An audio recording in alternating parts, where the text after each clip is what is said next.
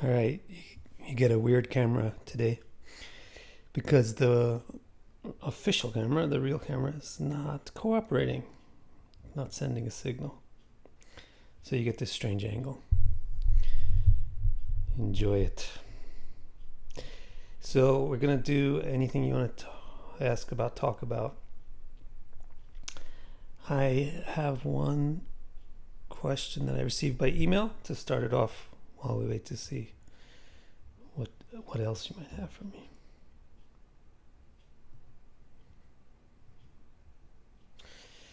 All right. Volume level is okay and all that.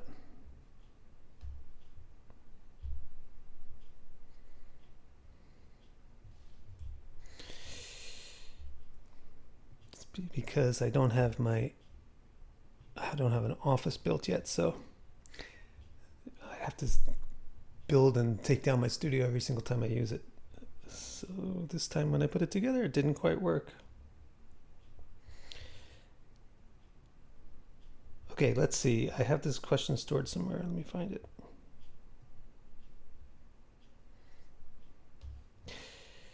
So, one question that I received by email is, why did the Vedas give such intense importance on the strong impact of insults?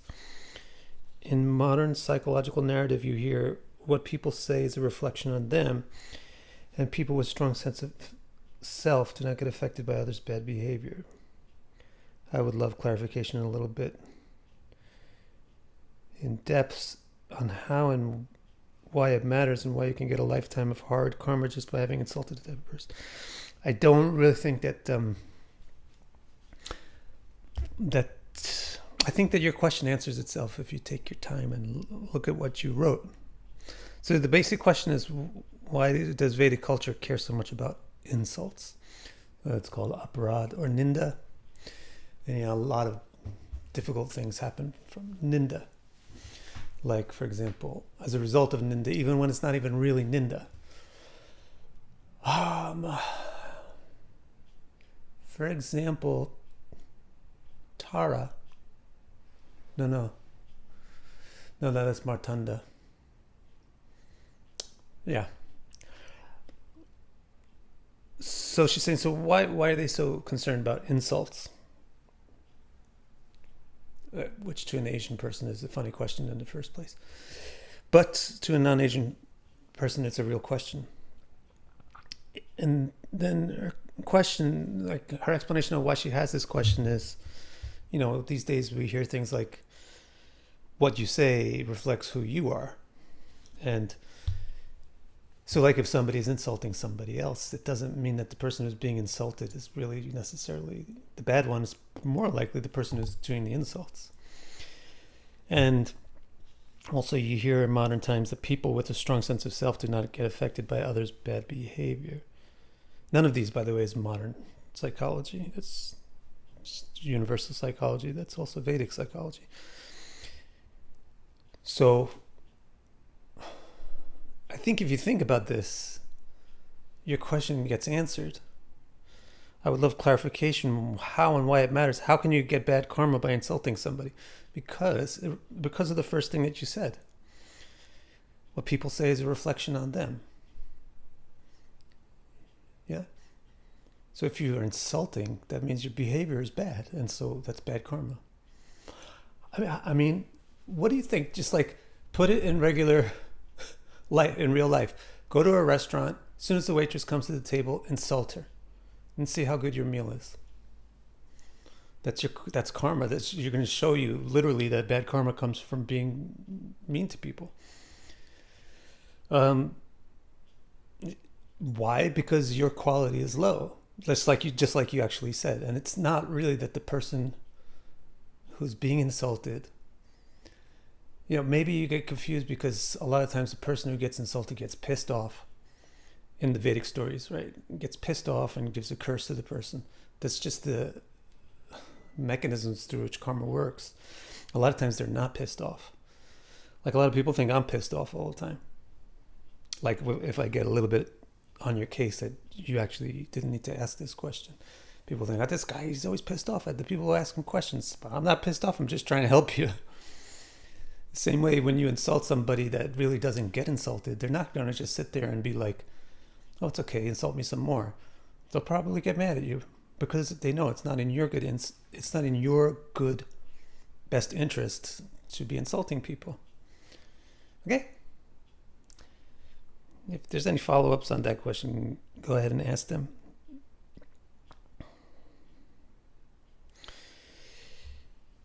So Alfonso is saying, since I made a prediction for 2020, U.S. election, can I make one for 2024? Man, I do not want to get involved in this United States politics. Not even as an astrologer. But, and I'm not going to give you my astrological prediction because you don't have to. Just like my personal political opinion is, no matter what happens, you guys are in for a lot of trouble. So let's see what. So, which is a little bit difficult, but somehow U.S. always seems to bounce back from troubles. Anyway, I'm not going to get involved in this politics, but personally, I would vote for Kamala Harris. A-Hole Games, what a nice name. Hi, Aaron. It says, hi, Vic. I noticed your ideas about the dominant planet and how it affects the chart. That's what I thought the ascendant lord would be like. What are the finer distinctions between the dominant planet and the ascendant lord? Well, generally, the ascendant lord is the dominant planet because the very fact of it being the ascendant lord gives it a lot of dominance. But it's not always the case. That's why you should compute the whole thing and consider all the factors. Sometimes the ascendant lord is just tucked away in a corner in the chart, not doing anything. But some other planet is just sitting there on the midheaven and aspecting everything. You know, or maybe it's actually on the ascendant, and it's going to be much more dominant in that chart than the ascendant lord is in that chart. So hopefully that clarifies that for you. Chinmay asks, combinations in the chart that indicate a foreign spouse. Let me think off the top of my head. Simple, you just take the symbol for spouse and combine the symbol for spouse with the symbol for foreign things. That's why when I'm stressing to you, this is the part where people think I'm angry. What I'm stressing to you is learn the basics. If it's very easy for you to know what are the symbols for foreign things and what are the symbols for spouse, then you could answer the question just as well as I could. Because all you do is 2 + 2 is 4. It's not difficult. I'm looking at the other camera. Sorry, I'm thinking the other camera's working. So yeah, again, I apologize for people just joining. I got this ridiculous camera on. So yeah, you just combine the symbol for spouse with the symbol for foreign places. So just be clear, what's the symbol for foreign things? 12. But you must have known house 12, but you might not also know 10, because 10 is for movement far away. And 7 is a little also important, but 7 is moot because it is the spousal place. So combine 7 with 10 and 12. And also there's other things besides 7th lord and 7th house that are spouse, like Venus. Okay. Dun, dun, dun, dun. Let's see. Questions are coming in at a faster rate than I can answer them. What are the implications of having the first lord in Sunday?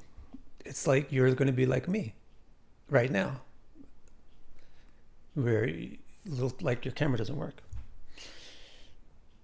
because you're moving from one place to another. Just try to understand Bhav Sandhi. It's such a literal, simple thing. Bhav Sandhi means you're moving between houses. So just go ahead and move between houses, see what your life is like, and then you'll understand what planets are like when they're in Bhav Sandhi. They can't really concentrate on anything except Bhav Sandhi, except the fact that they're moving from one place to another, and they have to get their footing in the new place. So what are the implications of having the first lord in Sandhi? It's in general, your life is like that. In general, your life is like trying to finish one thing and trying to start the next thing, but that is what you should be focusing on, actually, is finishing and starting at the same time, but you're not really going to have a lot of projects that you are actually deepening your involvement in. You'll be finishing and starting, mostly. Omari asks, it seems like bad karma leads to bad situations, which leads to more bad karma. That's a very good observation. That's called the karma bijam. Just like when you have... Everything now is about my house because that's been my intense life for the last 4 months. So like when you have a yard full of weeds, it starts off with just 1 or 2 weeds, but then those weeds make seeds, and those seeds make more weeds, and those weeds make more seeds, and those seeds make a lot more weeds. So this is how karma works. This is how behavior works. Therefore, it's how karma works. One action puts a seed for that action to be repeated. We call it habit or something. The seed is the samskara, the inclination to do it. I keep looking at the wrong camera. Sorry, guys. I should just turn this thing off.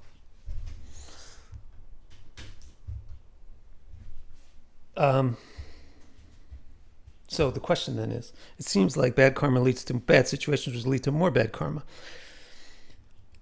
But so what do you have to do when it's your weeds, when your yard is full of weeds? Think about that, and then you probably get the answer to the question you're probably going to ask. Most of the people that do bad things have had bad things happen to them, not disagreeing, but it seems paradoxical. It's not paradoxical. I mean, it's paradoxical in the sense that it's like catch-22, and it's like a Chinese finger trap where you can't get out. But that's how behavior works. And actually, you can get out. There is a solution to the Chinese finger trap, and there is a solution to the weeds problem in the yard. But you're not going to get that solution by continuing to do the same behavior. You're going to have to make that effort to change, to discontinue your behavior. You're going to have to make that push of will against the flow of habit. That's why it's considered a good thing, because you did a good thing. Okay? You made a big effort. Stephen asks, do you put more credibility on dashes calculated from the moon or the ascendant? You know, I really am not sure. Dashes are just confusing no matter what. The easiest way to test, I mean, maybe never, I don't really want to recommend this for you guys, but for me, it's very easiest to test techniques on myself. I don't recommend it for you guys because, honestly speaking, maybe you guys don't have enough clarity about the technique that you're testing. But when you're very clear, it's just naturally easy to test. Or when you've been doing something for a long time, as I've been doing with astrology, it becomes easier to test it, and therefore you tend to test it on yourself pretty easy because you're constantly with yourself. But it's difficult for me to test this on myself because both my ascendant and my moon nakshatras have the same Vimshotari planet associated with it. In other kind of testing that I've done, I've thought that I was seeing more accuracy from the ascendant, but the truth of the matter is, and I think I addressed this in the Saturn video that I just put out. So this was problem number 7 in the 7 biggest mistakes about Saturn. The problem is that the dashas are so complicated because there's so many of them happening at the same time that it's really a pretty difficult technique to use with consistent accuracy in the way that we want to use it. And what I would therefore recommend is not paying too much attention to dashas and paying a lot more attention to transits. Transits are much more easy to use. Does Nietzsche Banga apply to divisional charts? Dylan Lopez asks. Oh, good question. It's a good question. I don't know. I would have to check it out and see. I don't theoretically see why not. I don't see why it wouldn't. So it's worth looking into it. A-Hole Games again says, thanks, Vic. I love the reports. Thank you. A-Hole. We're on camera. Omari Jenkins getting in the mad questions. How do Navamsha and natal interact? So that's like, how does D9 and D1 interact? And what does it even mean when you say that Navamsha is the dharma of an individual? Well, when someone says it. Oh, maybe I say it. Okay. how do they interact? This is a very interesting question. They interact, I think, in two ways. So there's in total three ways that the Navamsha or any divisional chart is to be utilized. Two of them are in interaction with the main chart, and one of them is in isolation from the main chart. So the one in isolation is simple. You make a whole chart of that. That's the one that you're probably familiar with. It seems most intuitive, like intellectually intuitive to use it that way because of the way that you're shown the charts typically these days. So in other words, most of the time when somebody says this is your D9, they show you a separate chart of your D9. So it's quite naturally intuitive to read it as a separate chart. And that is one way of using it. You read it as a separate chart, but you focus the interpretations all towards a particular subject to which that divisional is related. The other two ways of using them, however, are even more important than that. So the other way is by doing what's called, what do they call it? Like Gopuramsha,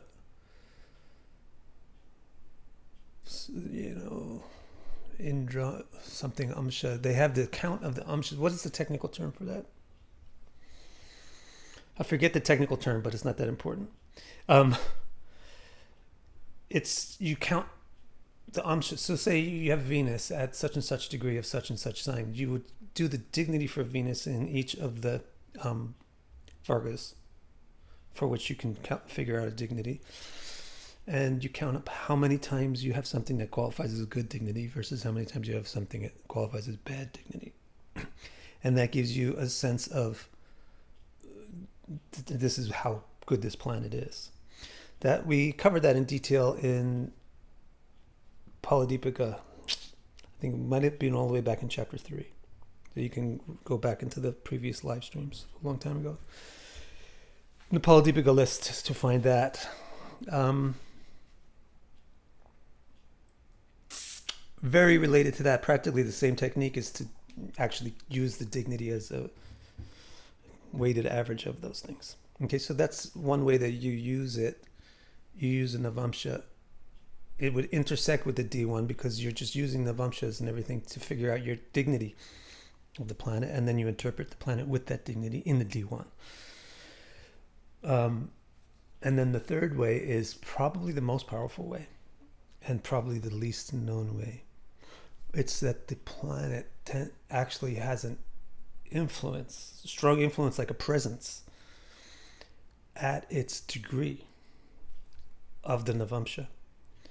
So for example, I can't give you like real degrees off the top of my head, and we don't want to take the time to do that. But let's say a planet at X degrees of Sagittarius is in the Navamsha in Cancer at Y degrees. That means that actually Y degrees of Cancer has the presence of that planet at it. And so in the D1, if that spot, Y degree of Cancer, is occupied by something, then that planet is going to have a strong influence with it. This is a very powerful, useful technique that people don't know about, and I myself haven't really exposed or shared with people very often. But at some point I will have to figure out how to make it shareable. So I think maybe that was your question. How do Navamsha and natal interact? And what does it even mean when you say that Navamsha is the dharma of an individual? Well, every Amsha has a theme to it. So dividing things into 9 parts has a theme of 9. And 9th theme is the 9th house theme. And hence it's the dharma of the individual. What does it even mean? It means this shows you what the native should be trying to be like, what they should be doing, and what also just what they will tend to be. Sort of like, this is natural for you. It's the D9. It's natural and good for you. That's my attempt to answer that. You have to not just use my answers, of course. You have to actually take my answer as an inspiration to actually find out what dharma means. And then you would really understand all the nuances of what it means to say that the D9 is Dharma. Stephen, wait, we already answered that. Anupam, in my personal experience, I found the D60 to give more precise interpretations. Lost it. Sorry about that, Anupam.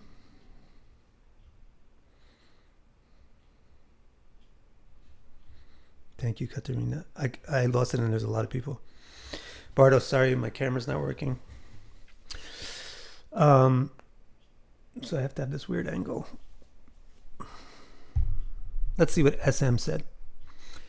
Hey, Vic, how do you differentiate a planet's influence on a house versus the house's influence on a planet? Nice question. Practical question would come from actually trying to do the astrology. For example, Mars in the 7th may cause conflict due to spouse fighting with the native, or the other way around. So this is how it works. Do I have like a Snapchat filter on my face or something? I look like less old. Like all my Shiva Tilak marks are gone. There they are. All right. Anyway.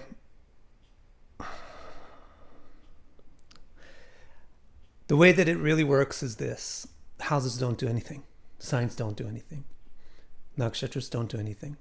Planets do things. I'm talking about the symbolism, how the symbolism works. The agents of the symbolism are the planets. The objects of the symbolism are the signs in the houses and the nakshatras and so forth.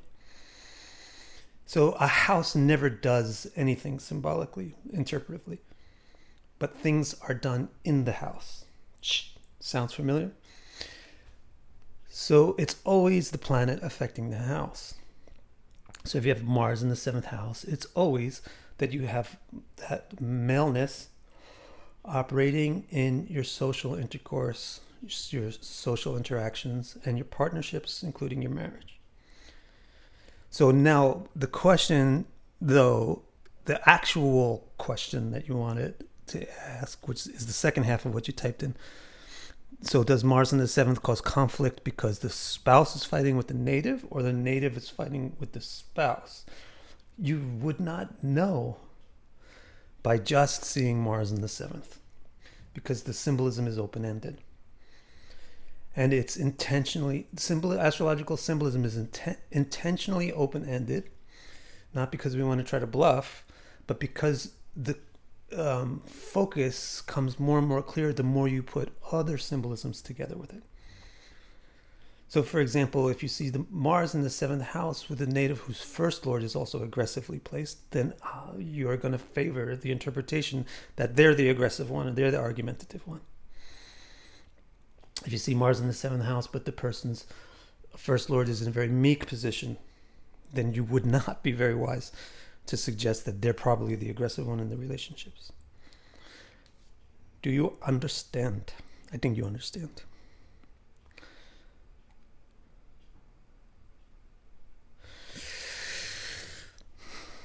Dylan asks, what are the indicators of resourcefulness in a chart? By resourcefulness, you probably mean the ability to find resources where they're not really given to you and then utilize them effectively. So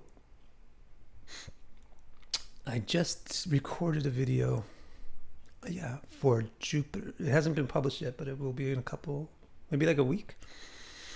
It's Jupiter in the 11th house in Leo. So please put that on your alarm clock to watch that video. This is particularly for Dylan, because this the example for Jupiter in the 11th house in Leo is Tracy Lords. And Tracy Lords is an excellent example of a very resourceful person, and it's largely due to Jupiter in Leo in the 11th house, but the specifics of why would really be what would be answering your question. So in summary, or to give you a heads up of what to look for, really it's upachaya, and the whole concept of upachaya is actually that, resourcefulness. Michael says, you write in your radically deep book, my next book, I will give specific guidelines for interpreting. Have you ever heard of ADHD? In sense, I have that. It's not really ADHD, but it's Rajaguna. So this is where one makes more plans than one can actually complete. So I'm guilty of that. So I may have said that. But you know what, Michael? Instead of writing a book about it, what I actually did was did YouTube videos about it. I think shortly after publishing that, that's when I started all the planet and sign, planet and house videos, which is the content that would be in that book. Chinmoy, slip in another question. You said that a lot of things happen in the afterlife, and this can turn a criminal to become a philanthropist in the next life. But isn't each time life correlated to the other one? You know, Chinmoy, that would be a simple thing to say if you're just carrying around one lifetime. But there is nobody who's doing that. You know, if you're carrying around, I don't know, if you're carrying around 1,000 nails and you get a pinch, then it's easy to say, it's not very easy to say which nail pinched you. If you're carrying one nail, then it's easy to know that you got pinched by that nail. So similarly, you might think, well, what was I in my past life? I mean, what past life? It's just a blur of a billion past lives. And what were you not is a better question. So it is correlated to something in a previous life. But also the midterm in between the lifetimes is not fake.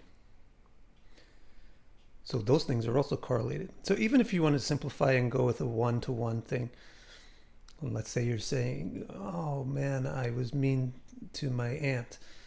So in my next life, I'm supposed to have an aunt that's really mean to me. But in my next life, I had an okay aunt. You can surmise that in your midterm, you suffered from that, of having an aunt figure be mean to you. It's not that it's unreal or something. Okay, Michael. Okay, Louisa. Oof. What are the effects of Rahu conjunct a weak planet? It would probably exacerbate the weakness.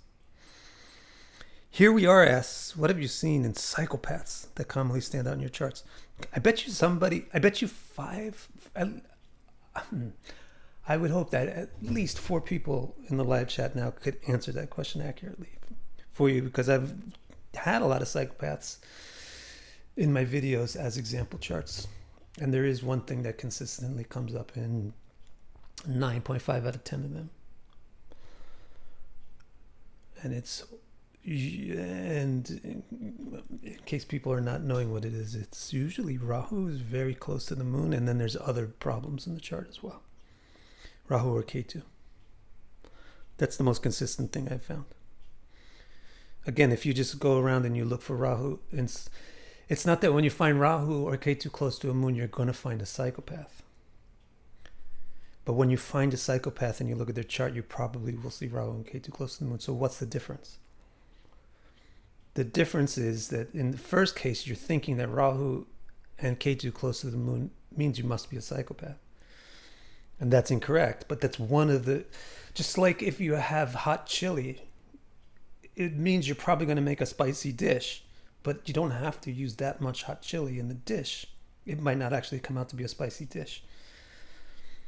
Similarly, if you have the moon and Rahu, you have this kind of psychopathic aspect to you. But it doesn't mean that you're a psychopath, because maybe it's not enough of it in the recipe.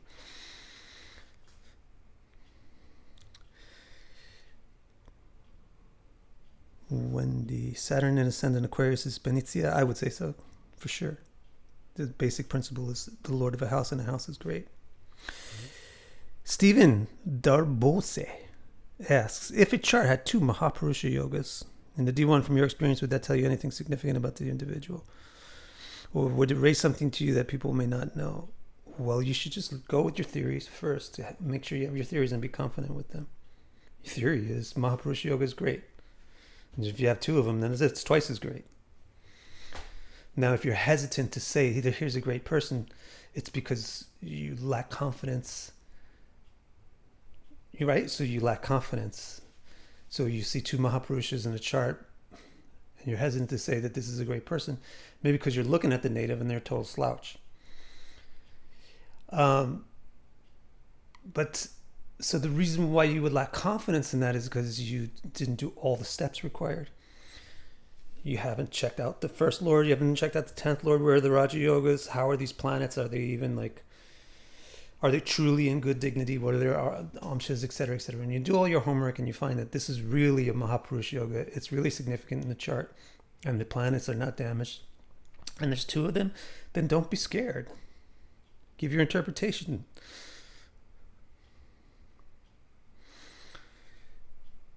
Austin, my Rahu's in the 8th house, Barney. Other astrology said that it is the worst house for marriage. It depends on your culture. So the reason why they may say that is because it's Austin, you're a male, right? It make you want to have a lot of babies.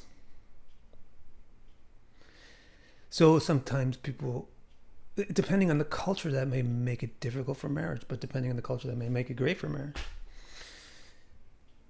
But so it's just really important to understand the basic symbolisms of things, because then you can answer these kind of questions for yourself.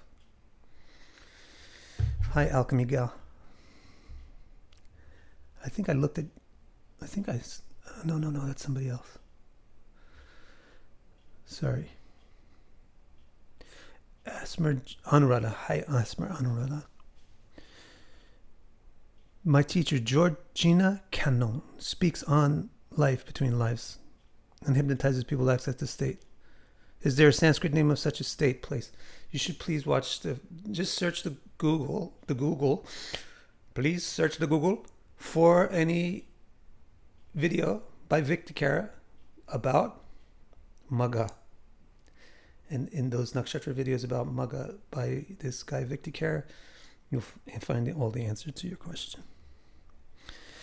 Dylan slips in another question. What does Uttara Palguni and Jeshta have in common? Uttara Palguni and Jeshta,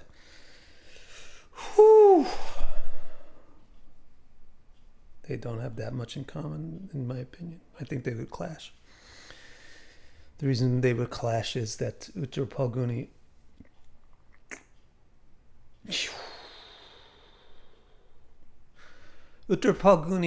is like, wants patience and wants long-term prosperity. That's what Uttara Palguni is really thirsting for.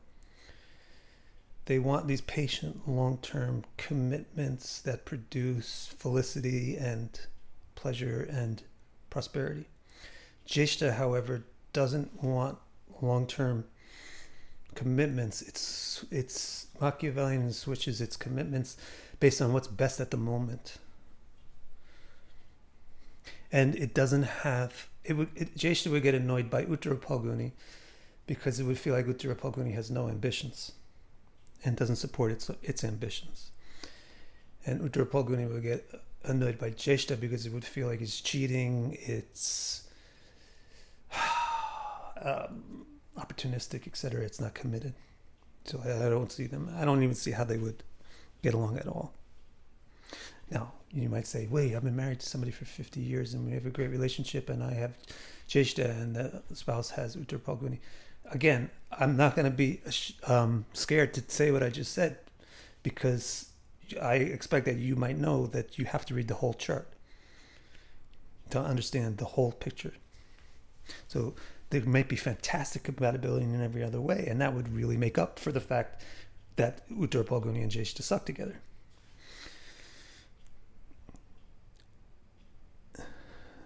As Tatiana, I have Rahu in the 5th house. Is it bad for children? No, it shouldn't necessarily be bad for children. Look at the rest of the chart. Look at the 5th lord. Look at Jupiter, etc. And then you'll have your...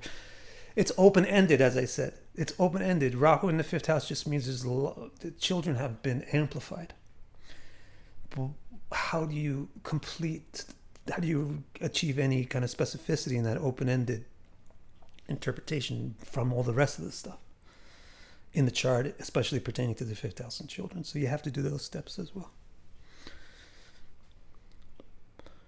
If you don't like that kind of thing, then my feeling is that astrology is not really the best divination method for you, because that's what astrology relies upon. But there's other divination methods that don't really have the systematicness of astrology. Somebody asked me a $10 question, and I'm supposed to go and answer that question. But I will do that in a minute, and thank you very much for the donation. Let me see what we have here. Regarding your compatibility report, if it were you, would you have a minimum compatibility percentage? Yeah, that's what's in the report, isn't it, Michelle? Also, if it was me, just like Bardo is about to ask, if it was me, yeah, I'm me, I'm not you. So asking me what I would do in a situation isn't necessarily mean it's the best thing for you to do in that situation.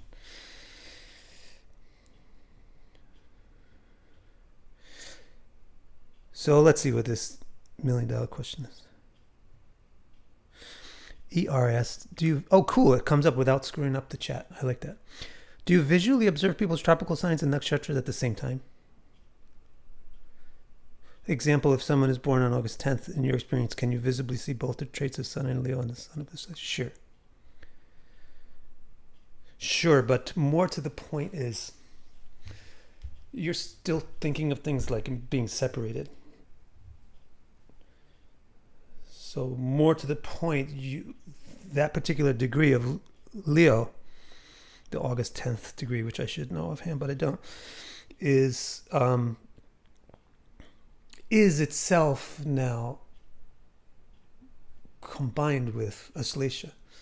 So it's not like you would see both the traits of Ashlesha and the traits of Leo in a person, but rather you would see the traits of Leo or have the Ashlesha twist to them. And the traits of Ashlesha have the Leo twist to them because they combine. All right, let's keep up with this. Thank you for your teachings. My question, thank you, Paul Marie. My question is that if Venus is in the 6th, I can't answer that question. If Venus is in the 6th, second from Rahu and Capricorn, what can be expected from the Rahu-Venus period? Like, as I said, dashas are just way too complicated. Especially, you're not going to get answered accurately on a live chat where a person can't even see a chart. But if you're thinking that it has something to do with family or relationships because of the things that you mentioned, then I would at least tell you that I would be thinking along the same lines too. I would be curious about that as well. Anupam says, as retrogression of outer planets can occur when the sun shines brightly on them, should interpretations of retrograde planet take into... No. The retrogression is increasing the strength of the planet because of the brightness of the planet, and then you've taken that into consideration enough. But if the retrogression is likely putting them into some kind of angular relationship with the sun, and if that criteria is met, then you would feel the implications of the sun's condition on the planet. Man, this sounds like science. Can you tell us the goal of each ascendant? That's an interesting question. I like those simple questions. Can you tell us the goal of each ascendant? Of course, as long as you realize it doesn't mean that because you have that ascendant, you might have that goal. Just like one of the early questions in the live stream was, how come you have a most dominant planet? How come you have to calculate a most dominant planet? Isn't it the ascendant lord? Being the ascendant lord gives you a lot of dominance naturally, but it's not the only it's not the only factor. You can achieve dominance by being tightly aligned, and in some cases you may have the ascendant lord unaligned with everything, and you may have some other planet completely locked in with everything else. Similarly, the fact that you have a particular ascendant, it's likely that you also have this particular goal driving your lifetime, but it's not really going to be completely accurate in almost any of the cases, and in some cases might be completely not the case because you may have something else in the chart that's much more important than just your ascendant sign. But just for the fun of it, I would say the goal of Aries is independence. I mean, it's independence and self-sufficiency. The goal of Taurus is going to be, it's similar to Uttara Phalguni, like what we just recently said about Uttara Phalguni. The goal of Taurus is this like long-term prosperity and happiness. So that's why Taurus likes health and things like that. Health and commitment. The goal of Gemini, I think, is fun. It's really fun and excitement. And the goal of Cancer is pretty difficult to say because it's hidden. The goal of Cancer is probably to really nurture and protect something. The goal of Leo is also difficult to say without falling into a typical stereotype.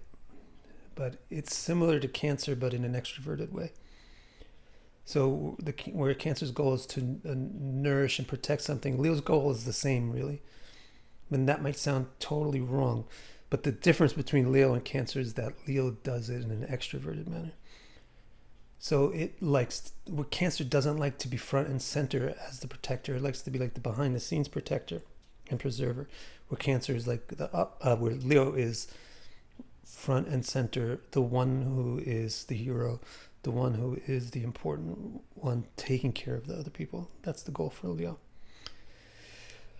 Virgo, the goal is to be clean. Pure, cleaner, not... Whoa, the battery's almost low. We might be ending soon. Unless I can find it. Yeah, I can't really find a plug, so we're going to have to end this soon. The goal of Libra... Is that enough? No, you guys might be waiting for your thing, right? The goal of Libra is to be fair. And not just to be... Actually, Libra's goal is a little bit less philanthropist as that. It's more like to be treated fairly. The goal of Scorpio is difficult. All the water signs are kind of difficult. The goal of Scorpio... I think the goal of Scorpio is to discover. And the goal... What's the next one? Sagittarius. The goal of Sagittarius is to teach. So don't forget all the things that would be implied by the things. So you would have these goals of learning also, because to have something worthwhile to teach. And so it's a little similar to the other fire signs, especially Leo. The goal of Capricorn. The goal of Capricorn is, I can tell you this one. The goal of Capricorn is just to get shit done. The goal of Aquarius, and that curse was intentional. Sorry about the bad words there. But that's the goal of Capricorn. The goal of Aquarius is also kind of amorphous. And it's in a sense, it's like, what was the other one? And it's like if you blended Gemini and Sagittarius, you kind of get the goal, but not the funness of Gemini, but like, so let me just put it on by itself. The goal of Aquarius is like, it's sort of to like merge. It's sort of like to merge, like to bring everything into one. To unify or to bring everything into one. And the goal of Pisces, again, I think you have to be a Pisces to really understand it, but it's like, in a sense, this one is like the goal is to learn. Yeah. Whereas so it's very similar with Sagittarius, but it's introverted, where Sagittarius is extroverted. It's similar to Leo Cancer dynamic. So that was fun. Thank you for that question.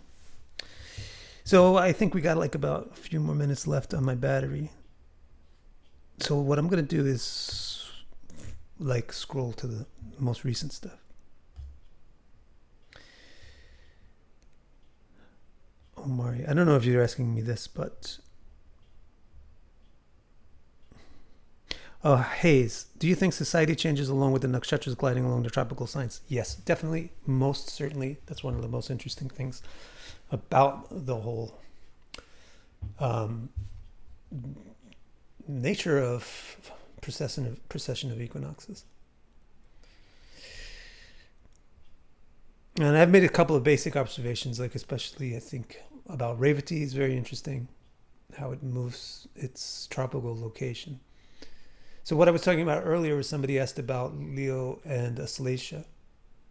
If they're born in a time when the sun is in both, do you see both traits? It's not like you see both traits, but you see a welding or a merging together of the traits. So that's what's the interesting thing. This is how particular degrees take on characteristics that you cannot logically find the root of or the cause of just from the zodiac. Thank you, Kati Teko.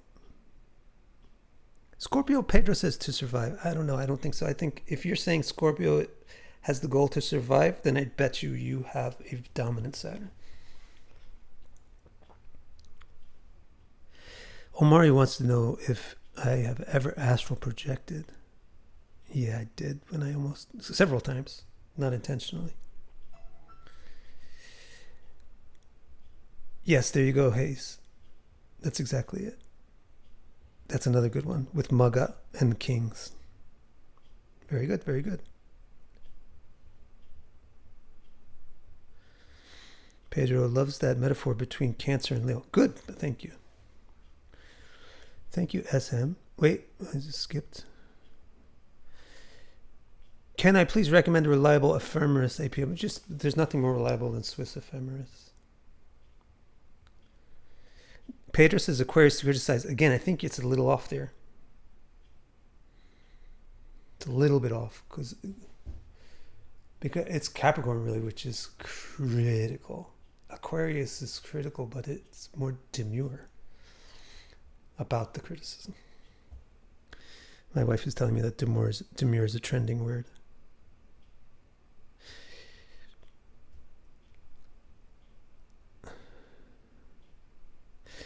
Here, Javan Robinson asks, for a male who wants to improve upon producing more positive masculine traits, if the female planet like the moon is the strongest planet in the chart, what will make so you want more masculinity, but your chart is predominantly female? Look for your masculine planets. So that's look at Mars first and see what it needs. See what's wrong with it. And then try to supply those things intentionally in your life that it is hungry for. Same thing with Sun. So what does the chart indicate that it's lacking? Try to supply those things. However, you might be barking up the wrong tree, because you have a noble goal if you find that this problem is interfering with your dharma or your responsibilities. But if not, then it's really no point to trying to change your nature. You're better off trying to figure out what your nature is and how to use it. All right, I think I'm going to...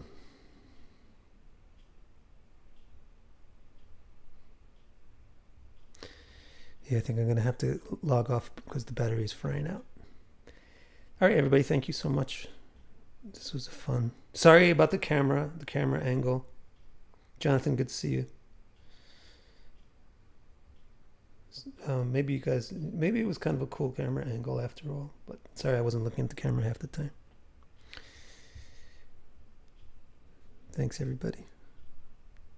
Nice to see all these names that I just know from the comments. So the next live stream will probably be in about a month. I'm kind of like a schedule.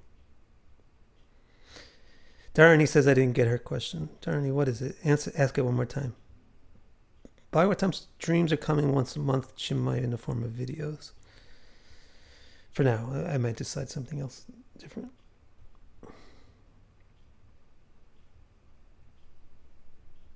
I'm just going to wait and see what Darnie's going to ask, if the battery will allow it.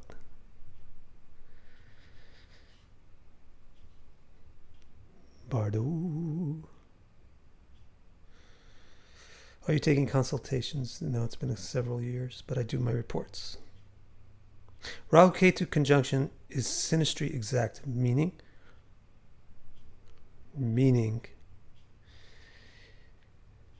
I think everybody knows. Probably a lot of people could answer this one. It's a very simple meaning. It just means you literally are just walking out the door from one lifetime right into the next room with the same person.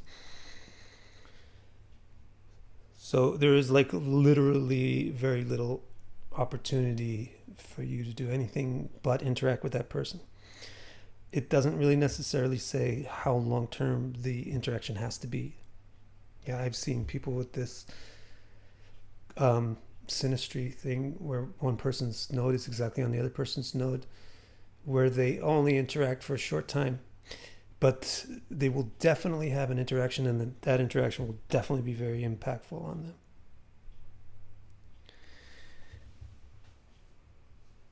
It's okay if it's head to toe. It's actually, if it's head to head, then it's not significant because it just means you were born at the same time.